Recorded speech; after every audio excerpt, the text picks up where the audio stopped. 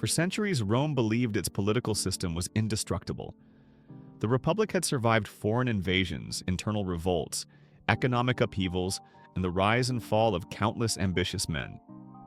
But in the late 1st century BC, all it took was two former allies, Gnaeus Pompeius Magnus and Gaius Julius Caesar, to break a 500-year tradition and plunge the ancient superpower into a civil war that would transform the world forever. Their conflict wasn't born in a single moment. It simmered slowly, fueled by mistrust, ambition, fear, and the stubborn refusal of Rome's political class to understand just how powerful Caesar had become.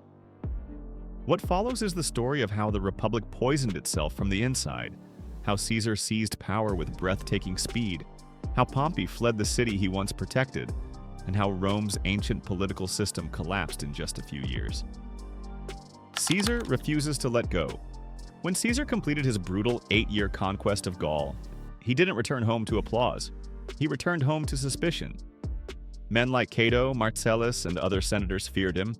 They feared his popularity, his victories, his wealth, and most importantly, the loyalty of his legions.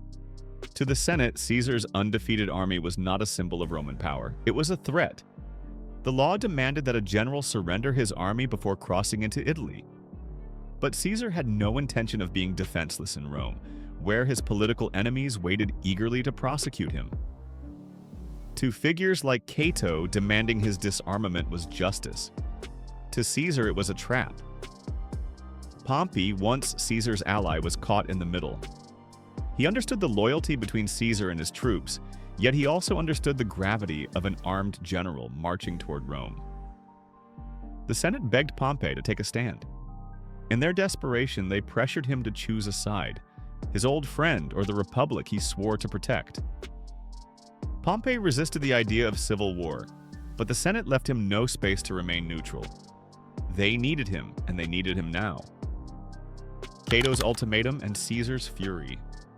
When Cato sent a formal demand ordering Caesar to abandon his army and return home unarmed, Caesar's reaction was explosive. He dismissed the demand as political manipulation disguised as law. He accused Cato of trying to destroy him, not defend Rome. His refusal sealed history's course. Caesar would not surrender. He would not return unprotected. And he certainly would not give Pompey and Cato the chance to end his career, perhaps even his life. Caesar insisted he wanted peace, but he believed peace was only possible if he retained the power to protect himself. To his loyal lieutenant Labienus, he insisted he didn't desire war. Yet the path he walked led directly to it, and with every hour that passed, the Senate grew more anxious. To them, Caesar wasn't defending himself. He was preparing to seize Rome. Rome chooses sides, and Pompey agrees to lead. By December 50 BC, panic had overtaken the city. Crowds gathered in the streets, crying Pompey's name, begging him to defend the Republic before Caesar arrived. Under immense pressure, Pompey finally agreed to take command of Rome's forces. It was official. Rome was split in two. One half believed Caesar would destroy the Republic. The other half believed the Republic had already destroyed itself. As Caesar's legions marched south with astonishing speed, towns opened their gates with barely a struggle. Caesar was not an invader. He was a hero to many. His reputation alone won him cities without a fight. Rome's politicians were horrified. Caesar was moving far faster than anyone anticipated. The fall of the Eternal City. As Caesar approached, Pompey made the most shocking decision of the entire conflict. He refused to defend Rome. He had only 2 legions in the city. Caesar had 11. Pompey argued that Rome wasn't a fortress and couldn't withstand a siege. Staying meant certain defeat. Escaping meant he could rebuild his strength and fight on his own terms. Senators begged him to stand his ground, but Pompey brushed them aside. He insisted he was loyal to the Republic, not to its walls or its marble buildings. So, on January 17th, 49 BC, the unthinkable happened. For the first time in its history, Rome was abandoned. The most powerful city on earth, the heart of an empire, was left empty as Pompey and the Senate fled across the sea to Greece. Caesar walked into the capital unchallenged. Caesar goes west before going east. Though Pompey had retreated to Greece, Caesar didn't pursue him immediately. First, he traveled to Spain to eliminate Pompey's commanders and legions stationed there. Caesar feared that leaving a hostile force behind him would be a fatal mistake.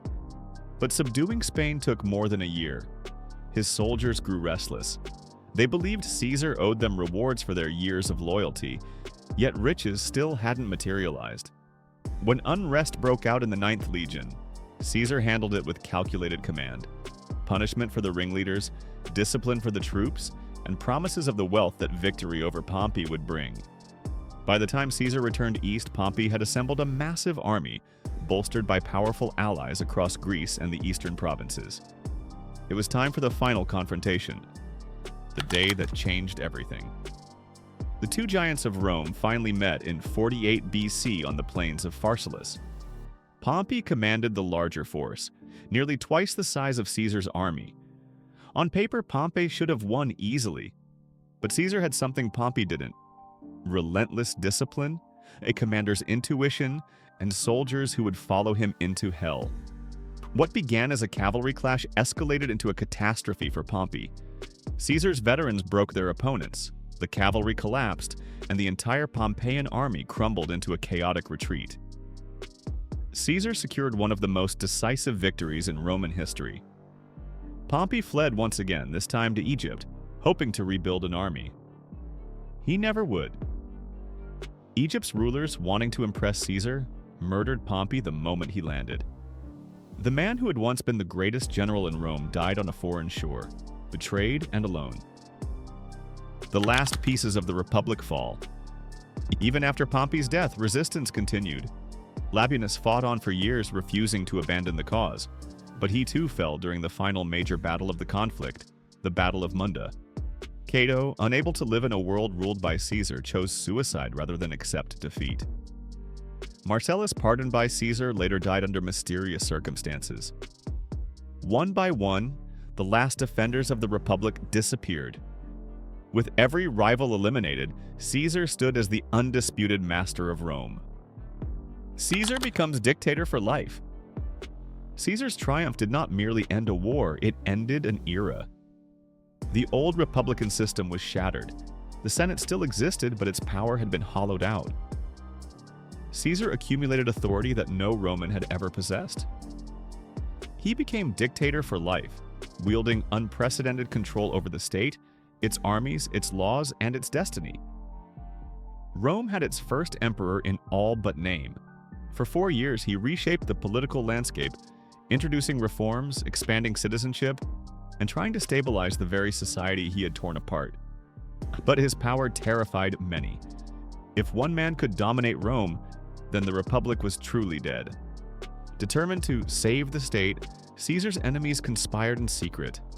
The inevitable end. On the Ides of March, 44 BC, the conspirators struck.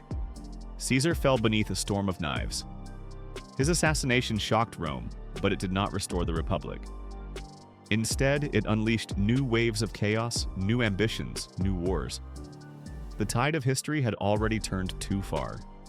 The Republic was finished. In its place rose an empire that would dominate the ancient world for centuries. The war that rewrote history. What began as a political quarrel between ambitious men became a storm that swept away 500 years of tradition. Caesar's march on Rome, Pompey's retreat, the armies clashing across continents, these events shattered the Republic and created a new world. The Civil War wasn't just a battle for power, it was a battle for Rome's identity. And when the dust settled, a single ruler stood at the center of a transformed empire. The Age of Emperors had begun, and that brings us to the end of one of the most dramatic turning points in ancient history. If you enjoyed this deep dive into Rome's most explosive civil war, make sure you hit that like and don't forget to subscribe. Thanks for watching, and I'll see you in the next video.